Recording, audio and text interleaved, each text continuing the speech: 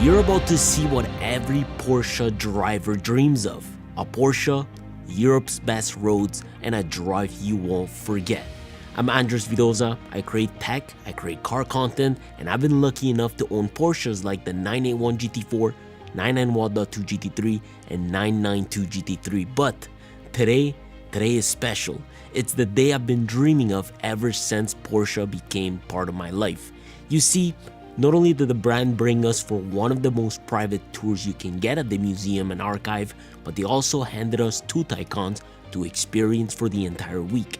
Taycan turbos we took from Germany to Austria and from Austria to Slovenia, where we encountered some of the most magnificent roads, and we got to experience true Porsche DNA brought to life through the Taycan.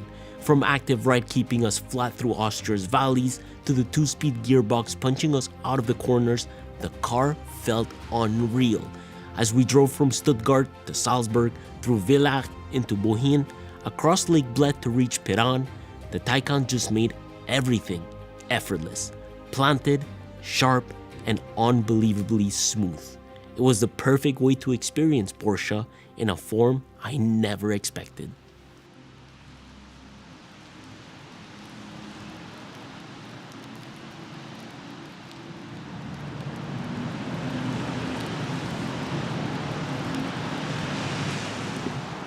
Oh, it is so cold, but we're here in Stuttgart at the Porsche Museum, and we're about to drive all the way to Slovenia with a couple of Taycans.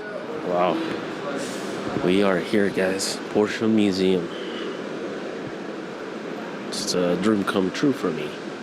Wow, oh my god, this is crazy, guys.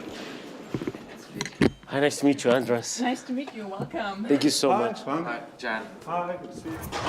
It's already open? Yes. Last week, nothing happened.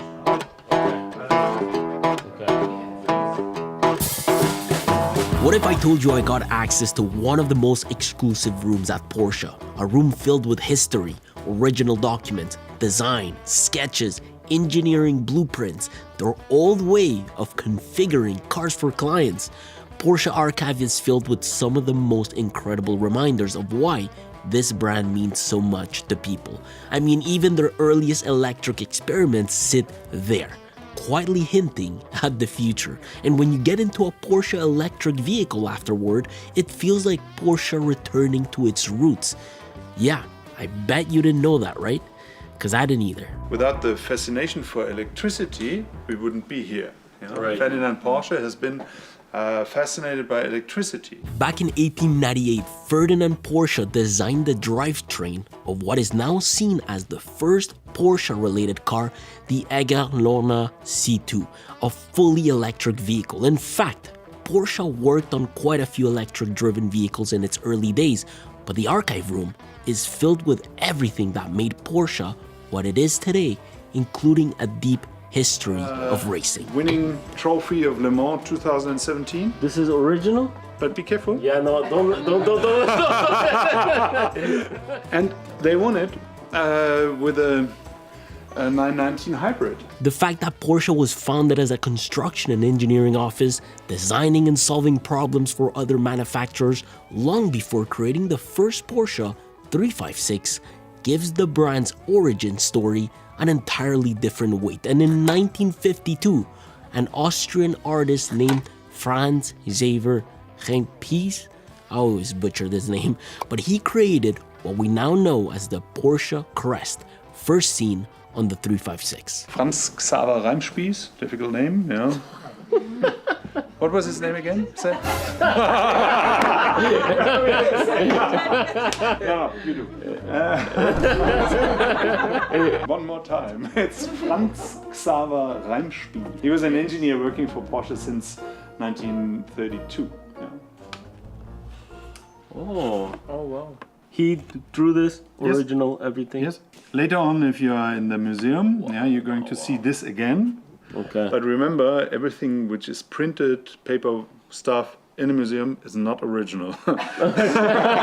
Oh man, knowing and seeing history changed the way I walked through the museum. Suddenly everything just made sense. Every detail, every car, every moment on display.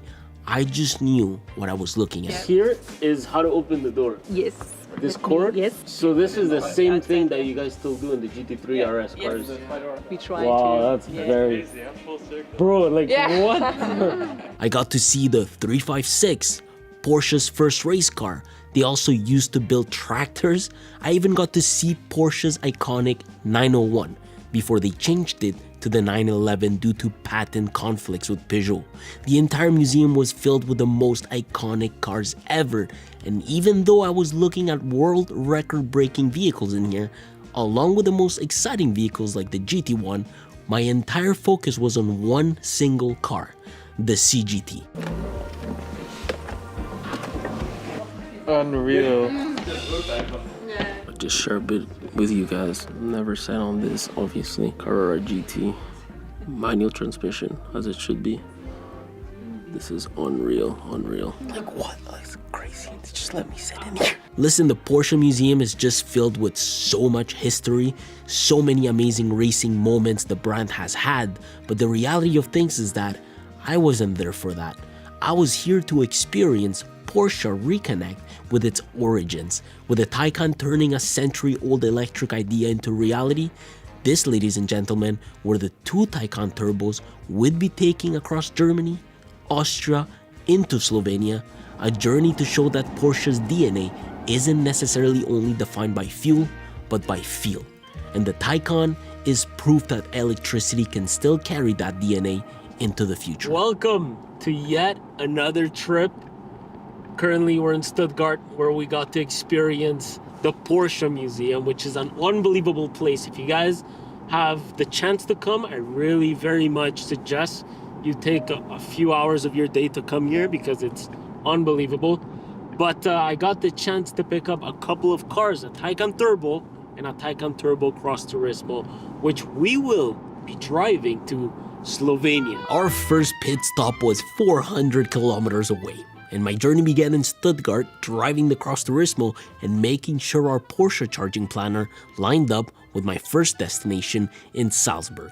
In fact, I left the museum with a full charge and drove the car in normal mode all the way to our first charging stop, where we had 90 kilometers left. And the fun thing about chargers in Europe is that with a 300 kilowatt charger, you can go from something like 37% to 80% in like 20 minutes. And it's funny because by the time I got to Salzburg, I was back again at 37%. Although I needed some juice to get to our final destination, Villach. Okay, so check this out. The cool thing about Porsches, especially the electric cars, of course, is that you can literally preset a battery limit charge and then calculate that route based on that limit, right? So like 61% right now, that's gonna bring me 2 hours from here, and when I get to that destination, I'm gonna be at 15% because that's how I calculated the route within the GPS, which is super cool. Obviously, I can charge it more than that, and I'll get to that destination with more juice, but it's a cool little feature that these cars have. Like, for example, let me show you quickly right here what I mean about that. You see right there? That's like my destination sort of route. There's 183 kilometers left, 2 hours drive. I charge now for a bit less than 5 minutes or a bit more than 5 minutes, and then I'll get to the destination with 15%. Open my eyes, I slept through the day. Slept through the day. Good morning, guys. It's actually quite cold, but it's not as cold as in Montreal, obviously. We're actually in Villach, I think that's what it's called, which is a town/city that borders Slovenia. It's in Austria, so we're not totally in Slovenia, but today we are actually driving into Slovenia, where we're going to be visiting Mangard Saddle and Virsik Pass. Wow, the mountains here are crazy. Listen, yesterday we drove the car all the way here in normal mode. Today is gonna be a different story. I'm still in normal mode, but if I use this thing right here and twist twice, I put it in Sport Plus. And that's how we're gonna be driving this car today, because you can't just drive a Taycan Turbo in normal mode all the time. I mean, you got a Taycan Turbo. Might as well drive it the proper way.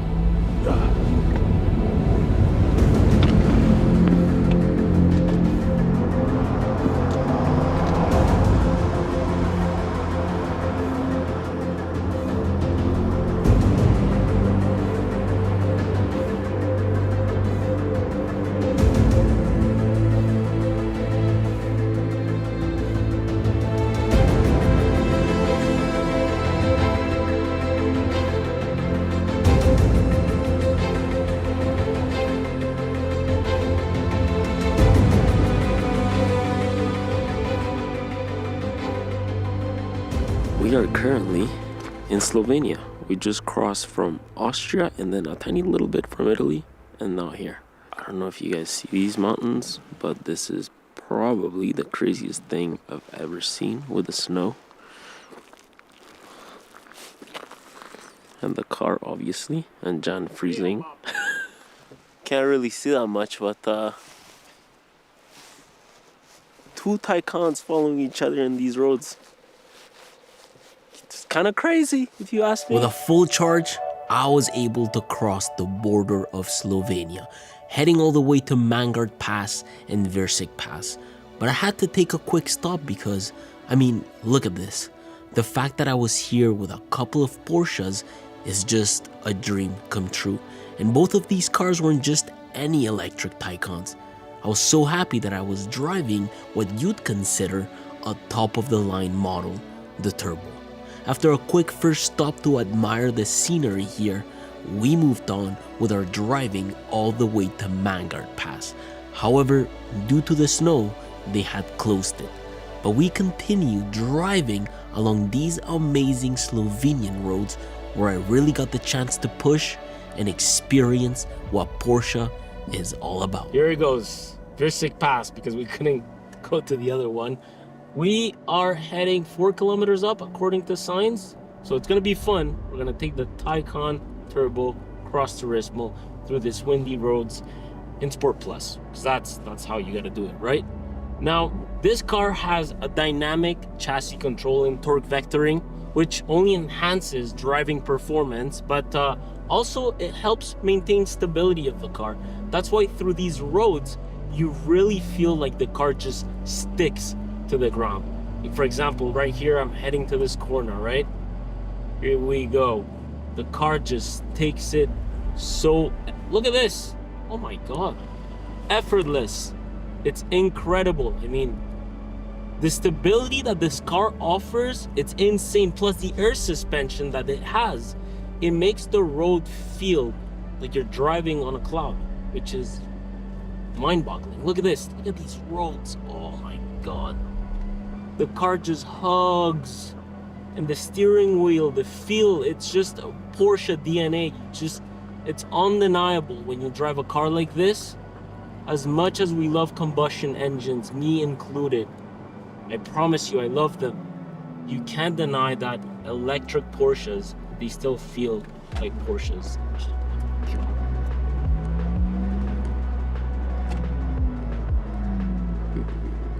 Look at this.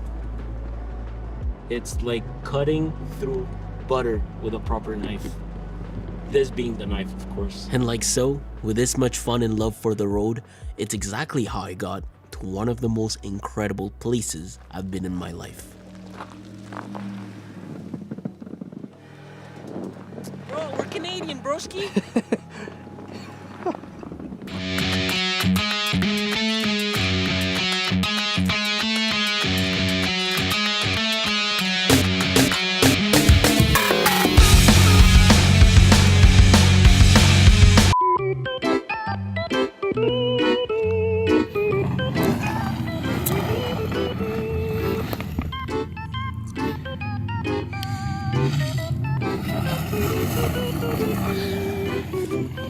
Listen, yeah, drifting in the snow wasn't really working, but after all those gorgeous pictures we took there,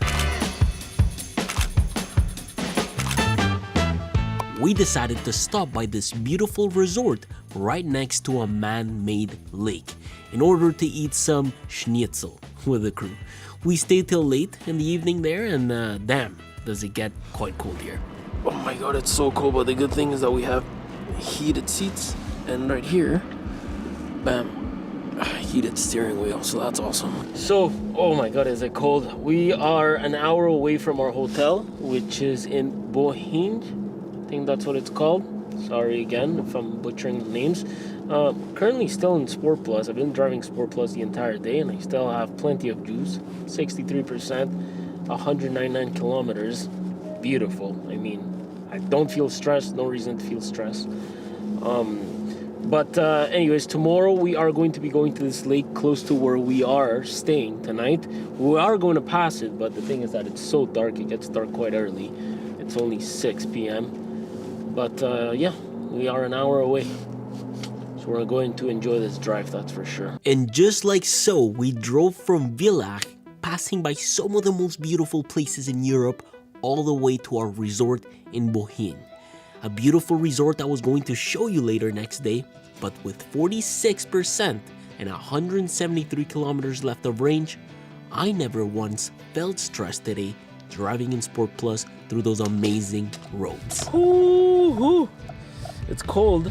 It's not too cold, but it is cold. I don't like being cold in the morning. Listen, today we're going to Napoleon Bridge, which is an hour and 50 minutes away from Bohinj. I think that's how you pronounce it. But I'm very excited to take on this drive. And I'm gonna take on this drive again in Sport Plus because yesterday the battery was absolute perfection. Like, I was driving through the passes and just having fun with the car here and there. And I was just very confident with my battery life, which is absolutely stunning. Today I'm also gonna show you the interior of this car because I've had the chance to spend quite a bit of time with it. And this brown, I thought I wouldn't like it, but I absolutely love it.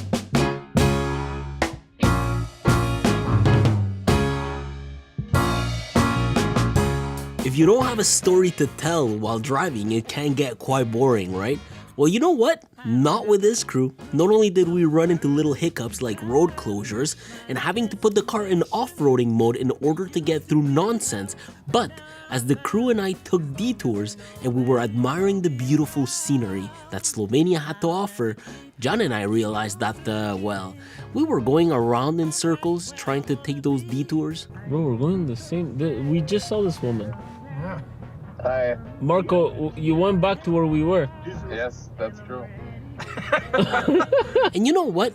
Filming these type of videos isn't easy. Not only we are at work, but we're also trying to take it all in.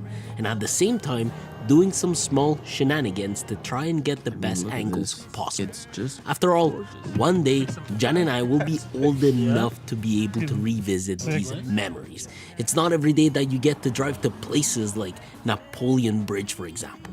We are 36 minutes away from the Napoleon Bridge.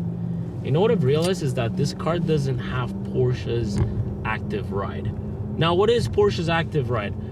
It's very interesting. So Porsche's active ride is this system that uses active dampers along with air suspension to really control the car. So you guys know when you accelerate and you brake, there's a lot of weight transfer going on.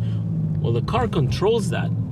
And you know what's funny? I went to my local Porsche dealership once and I saw the latest Panamera, which is the first car that, you know, Porsche implemented this technology into.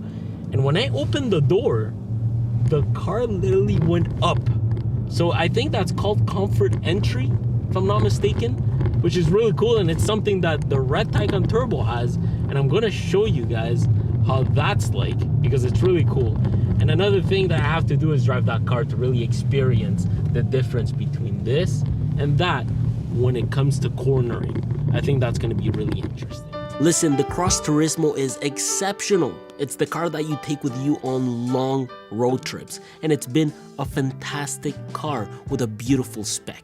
I mean, this here was configured with a saddle brown interior featuring OLEA tan leather made with olive leaf extract. In short, making this beautiful interior a lot more environmentally friendly. And they didn't make me say all of this, I actually found that myself. I also found out that I have Bose speakers, 18-way seats, the Chrono package, Racetex roof liner, all paired with a central display giving you full control over driving modes, charging planning, climate, and navigation, all wrapped in a UI that's fast and incredibly easy to work with. And it's also got a passenger display that turns the co-pilot into part of the experience. They can browse media, adjust settings, or follow the route in real time, all on a beautifully integrated panel. It is honestly a gorgeous interior, and unlike the red Taycan, the thing that stands out the most in here is the brown. It's really well done, and the car does truly an amazing job at delivering comfort no matter where you are sitting. Oh, so here we are, Napoleon's Bridge. It's actually called Napoleon's Bridge because Napoleon's troops actually marched on it, which is very interesting. I think in 1790 something, which is really cool.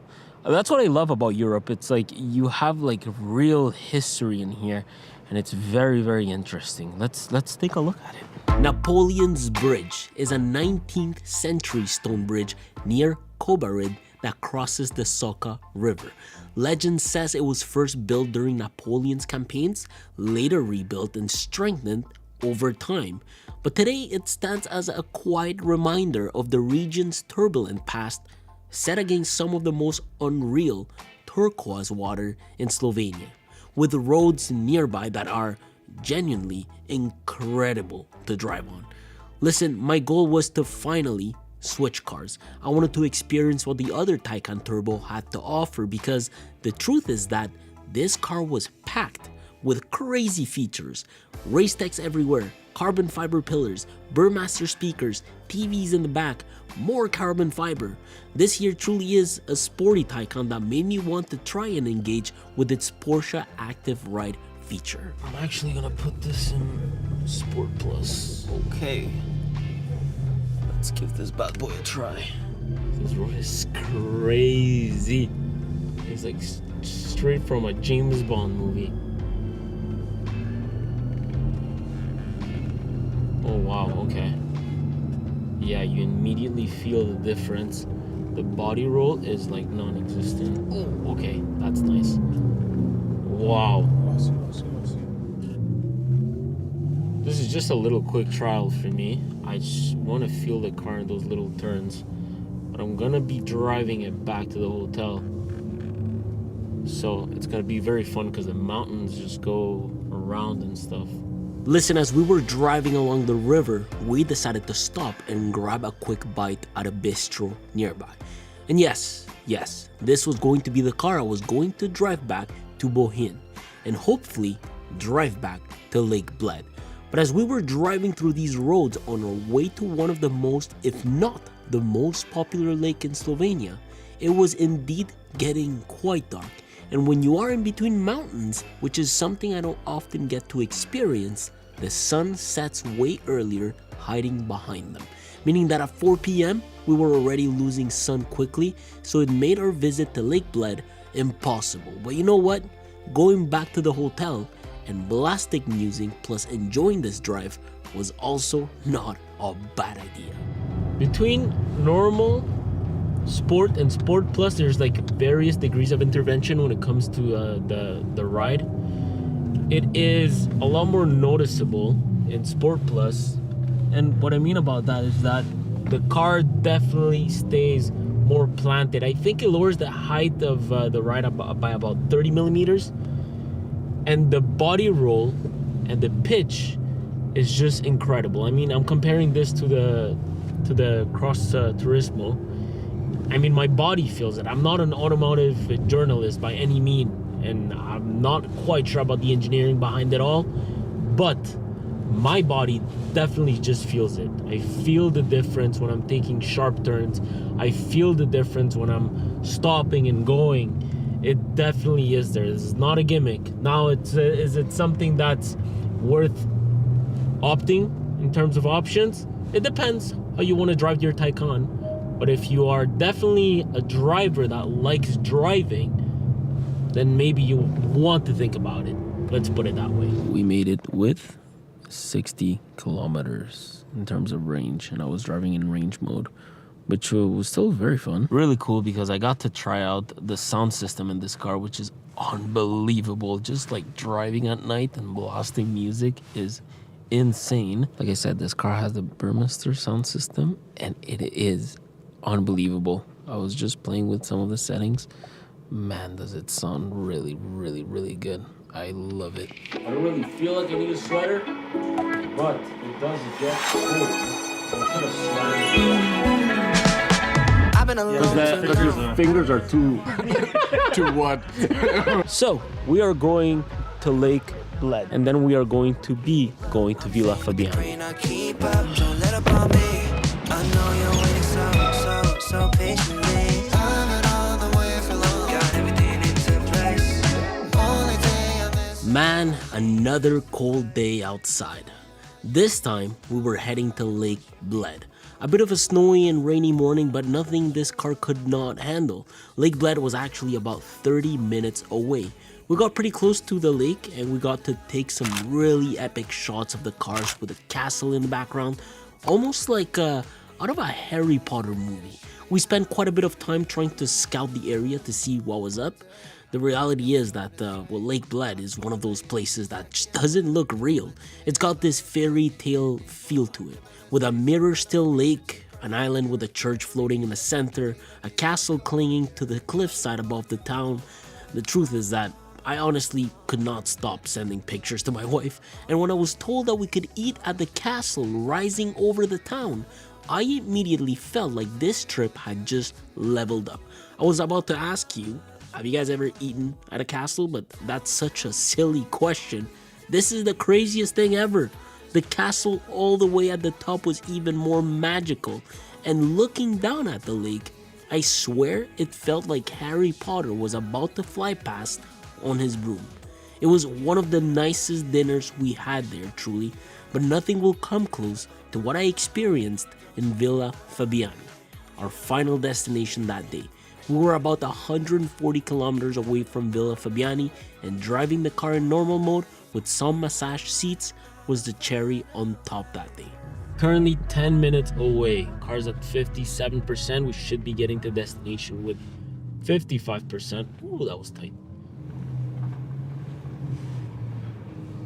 So here we were at Villa Fabiani. Villa Fabiani is this quiet, elegant estate tucked into the Slovenian countryside, the kind of place that feels untouched by time.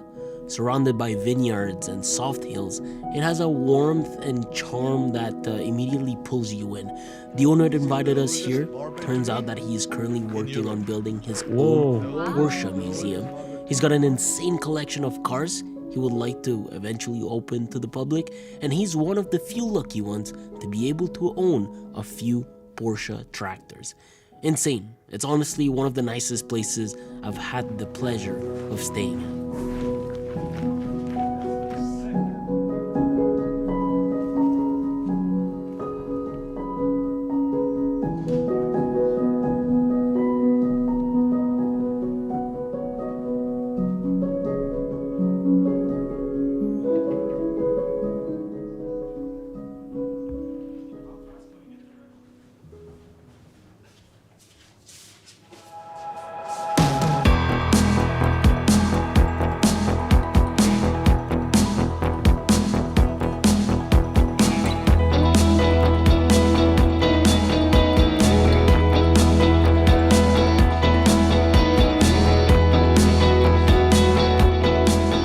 Good morning, guys. This morning I actually went around to take a look at the property. I'm sure I talked about it probably before this vlog or something, but it's very beautiful. They throw a lot of weddings here. This morning we're gonna go to Piran, which is close to the water, by the water, a little town that's absolutely beautiful. We sadly didn't have the chance to take a look at his car collection because he has them all stored at his dealership because he's building this big building that's going to store them all in there, and he's going to call it some sort of Porsche museum where all the visitors that come here to this villa are going to have the chance to visit that museum and take a look at his car collection, which is really cool. But we saw his tractors yesterday. In fact, he started one for us.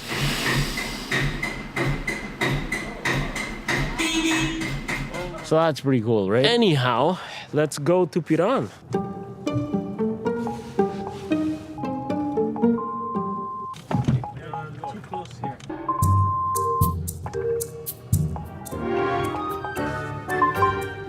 That was tight. I guess we can say now we're going to Piran. So now we're stuck in a bit of snow and in a bit of traffic, so that's great.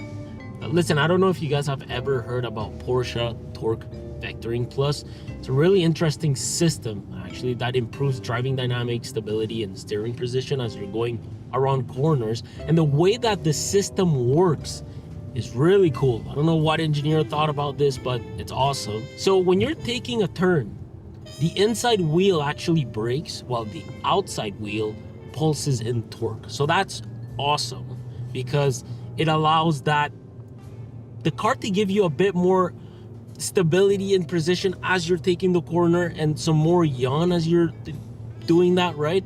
And when you're entering that corner, you want to make sure that as you're getting out, you have proper torque and you also have full traction. So that's very important. And the whole system really allows for that, especially because the differential is electronically managed.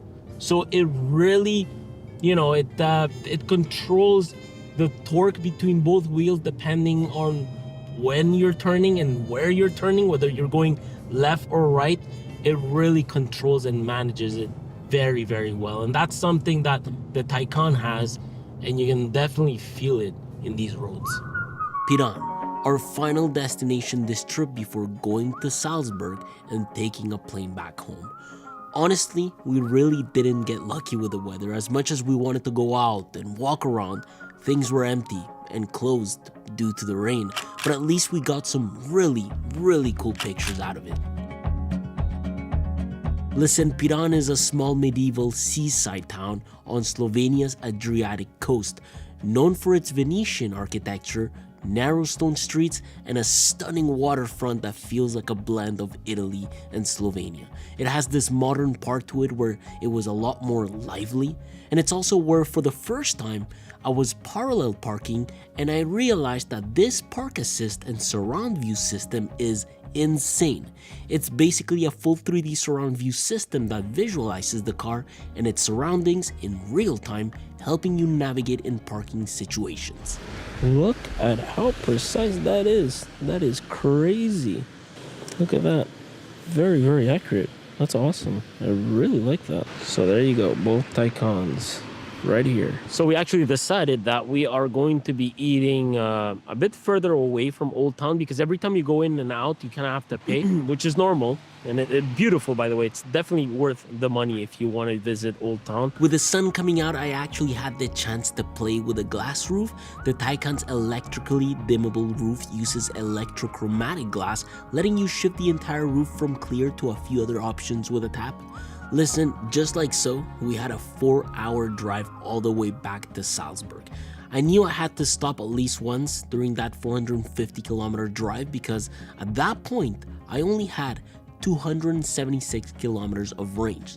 So we drove that entire evening non-stop, where we found ourselves charging the car at 25%. Let's see. Wow, it charged pretty quick. 64%. All right, we're getting there. I think we have about 2 hours left to Salzburg. Just waiting for it to charge, head back, and then tomorrow we're going to Munich so we can leave. It's been a journey. Listen, this has been the craziest journey I've ever had. We drove a little over 2,000 kilometers in total to get to some of the craziest destinations with some of the coolest people I've ever met. Listen, you guys let me know how you've been liking Porsche vehicles, but the one really good thing is that it still feels like a Porsche. That's a really good thing, and I'm happy with that. Very happy with that. Listen, I am actually going to go walk around Salzburg for a little bit because I really want to see the city a tiny little bit just before we leave to Munich to take a plane to go back home. But let me know what you thought about this trip. If you guys have enjoyed this video, which was fantastic, honestly, this trip was really cool, let me know as well, and I will see you guys next Sunday like always. Take care.